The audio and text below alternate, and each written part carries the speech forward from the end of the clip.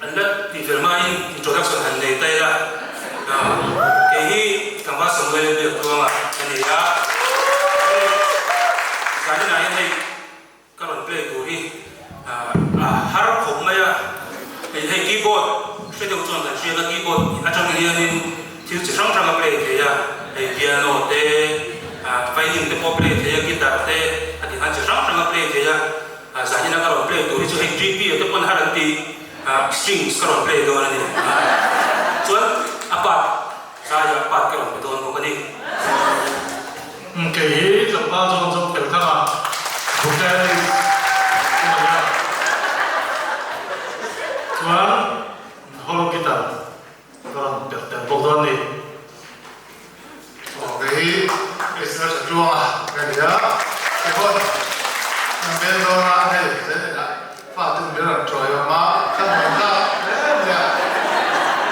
là sai này đâu nên là chúng ta giải quyết cái này tôi nói là cơ rồi thì xong rồi cái là trời mà lộn thế này 어때? 쌤? 아서 이거 여기 앞에 맞춰서 잘 돼, 이거. 리더는 소위 말이 너무 그냥 그렇게 된다. 소위 기본이 이게 뭐야? 아까 그 얘기 합작한 세트야. 아까 봐. 베스트다. 얼마나 아까 벤치에 넣어줘. 또 그냥 갖고 오던 뽑네. 그래서 이게 뭐더라고요? 베스트. 그렇게 넣어내리. 아까 자세가 너무 배고파.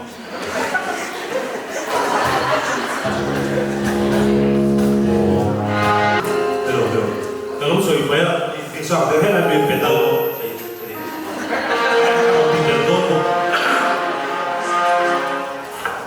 sáng nay đầu tiên là nè giải chuyển bản tên ta đang này cái mà tên anh kia thì nó cũng là giải tên tên anh khó thì nó cũng là mẹ bản tên các điểm ta thiếu nó cái gì à hay thì cái tên nó rất khó khăn thì cũng cái sồn cái thì cái này là này à chú anh em một bảo lộc con mình là cái thiệp đó nè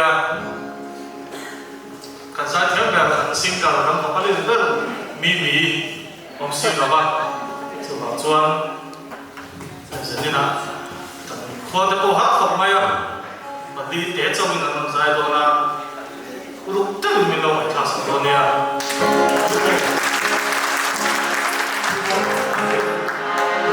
Ini mau lawan dia. Oh, tak salah instrumen kan buat itu. Tidur dari itu. Mau lebih nak kuat ni.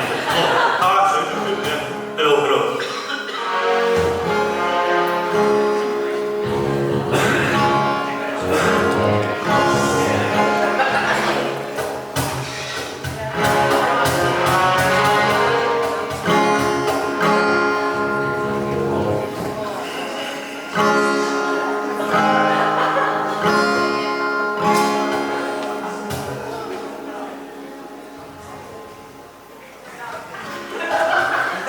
아주 때때이 맥주 많이 그랬더니야 Hãy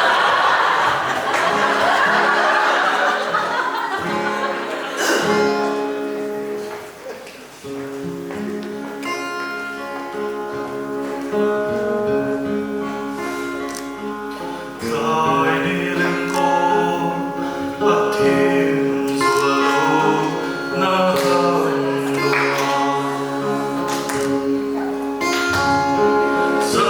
kênh Ghiền Mì Gõ để không bỏ lỡ